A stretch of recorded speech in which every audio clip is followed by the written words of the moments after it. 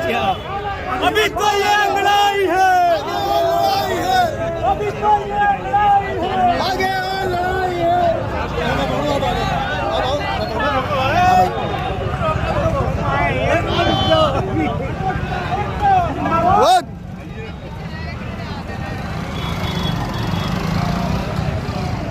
उनके बाइक ले लो उधर।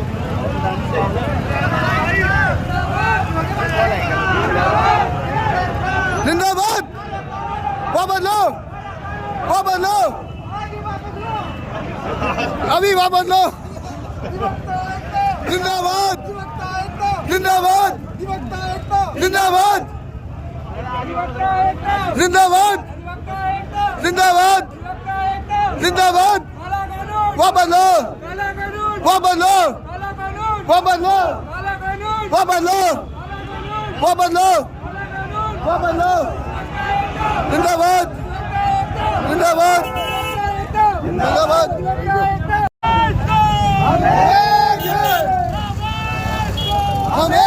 के इस अधिवक्ता संशोधन अधिनियम 1925 के माध्यम से 2025 के माध्यम से आपके अधिकारों को, आपकी शक्तियों को लगाम लगाने की कोशिश की गई है।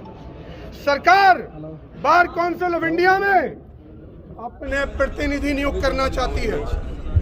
बार काउंसिल ऑफ इंडिया में एक पैरेलल न्यायिक व्यवस्था स्थापित करना चाहती है, जिसको उनके लोग तय करेंगे और एक तरफ आप खड़े होंगे, एक तरफ वो खड़ा होगा जिसका मुकदमा लड़ाने में आप अपनी पूरी ताकत लगा देते हैं। हम लोगों की संविधान के आर्टिकल 19 में दी गई अभिव्यक्ति की स्वतंत्रता को ये सरकार खत्म करने का प्रयास कर रही है। अधिवक्ता ना तो कभी दबा है, ना दबेगा और ना दबाया जा सकता।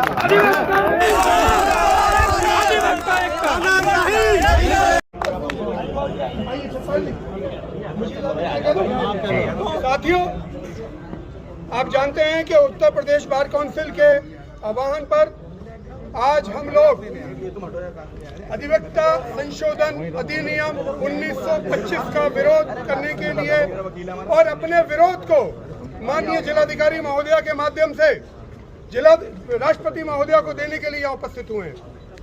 आप सब जानते हैं और ये समय समय पर माननीय उच्चतम न्यायालय के द्वारा अभिनिर्धारित किया गया है कि अधिवक्ता का कार्य एक व्यवसाय की श्रेणी में नहीं आता है, यह सेवा की श्रेणी में आता है। और केवल यही एक कारण है कि हमारी कोई मिनिमम फीस निर्धारित नहीं है अधिवक्ता अधिनियम में। हम फ्री में भी काम कर सकते हैं और हम फीस लेके भी काम कर सकते हैं। आज इस सरकार ने जिस प्रकार से सभी संवैधानिक संस्थाओं पे कब्जा करने का प्रयास किया है, उसी प्रयास के अनुक्रम में उसी को एक कदम आगे बढ़ाते हुए अधिवक्तागण जो पूरे भारतवर्ष की आप सबसे बड़ी शक्ति हैं, आप लोगों को न्याय दिलाने का काम करते हैं। संविधान का रक्षक सुप्रीम कोर्ट को बनाया गया है जरूर, लेकिन संविधान की रक्षा करने का कार्य आप लोग करते हैं। संविधान की में दिए गए अधिकारों का यदि कोई हनन होता है तो उस हनन के विरुद्ध आवाज उठाने का कार्य आप लोग करते हैं। लोगों को अभिव्यक्ति की स्वतंत्रता आर्टिकल 19 में हम लोगों को अभिव्यक्ति की स्वतंत्रता है, हम अपनी बात कहते हैं। हम लोगों को आधे मुकदमों में सरकार के खिलाफ भी खड़ा होना पड़ता है। सरकार को लगता है कि अधिवक्ताओं के होते हमारी मनमानियां नहीं पूरी हो पाएगी, तो वो केवल अधिवक्ताओं को दबाने के लिए, अधिवक्ताओं को नीचा दिखाने के लिए और अधिवक्ताओं के उनकी वकालत के अधिकार से वंचित करने के लिए ये कानून लाई है, ताकि अधिवक्तागण डर कर काम करें। संविधान की रक्षा निश्चित रूप से सुप्रीम कोर्ट करता है, क्योंकि कोई भी कानून बनता है तो सुप्रीम कोर्ट को उसका पुनर्विलोकन करने का अधिकार है। लेकिन ज्यादातर 99% केसेस में अधिवक्तागण ही उसको जो कानून, यदि कोई गलत कानून, यदि संविधान के विरुद्ध कोई कानून बनता है तो उसको अधिवक्तागण ही न्यायालयों में चैलेंज करते हैं। अब अगर इस तरीके से सरकार अधिवक्ताओं के विरुद्ध कानून लाएगी, इस देश में सबको अपनी बात कहने का हक है, इस देश में सबको अपनी जायज मांगे मांगने के लिए हड़ताल करने का भी अधिकार है। हम लोग रोज हड़ताल नहीं करते, हमारी हड़ताल तो हमारे खिलाफ जाती है, हमें नुकसान होता है, हम अपनी रोजी रोटी के विरुद्ध हड़ताल कर लेते हैं, लेकिन हड़ताल हमारी विवशता होती है। जब हमारी कोई बात नहीं सुनी जाती तो विवश होके अपनी बात हम ऊपर की अथॉरिटीज और सरकार को सुनाने के लिए विवशता में हड़ताल पर जाते हैं। ये सरकार हम पे इस पे भी काबू करना चाहती है, तो हम इसका विरोध करते हैं। ये सरकार अधिवक्ताओं की और उनके क्लाइंट की लड़ाई कराना चाहती है। ये सरकार चाहती है कि कोई भी क्लाइंट यदि अधिवक्ता से नाराज हो जाए तो उनकी शिकायत देगा, फिर एक मुकदमा। वकील क्या समाज को न्याय दिलाएगा या अपने न्याय के लिए लड़ाई लड़ेगा?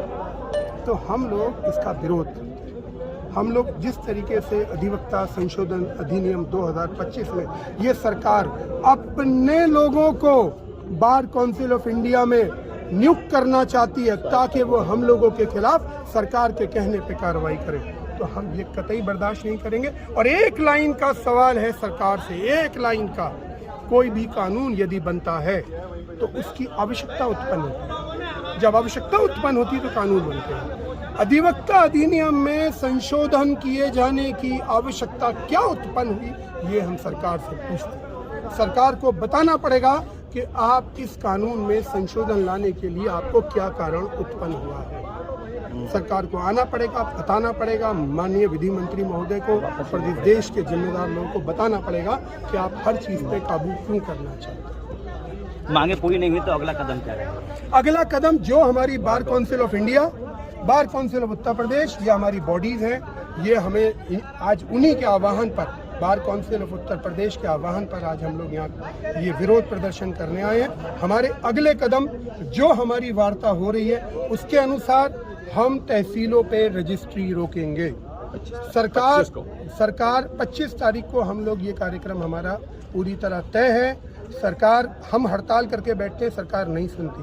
हम सरकार की जो राजस्व के रास्ते हैं हम उनको रोकेंगे। हम सड़क पे आएंगे, हम अपनी जायज़ मांगे मांगने के लिए, यदि हमें भूख हड़तालों पे बैठना पड़ा तो भी बैठेंगे और अपनी जान भी देनी पड़ी तो भी देंगे, क्योंकि हम आने वाले अधिवक्ताओं के सम्मान से समझौता नहीं।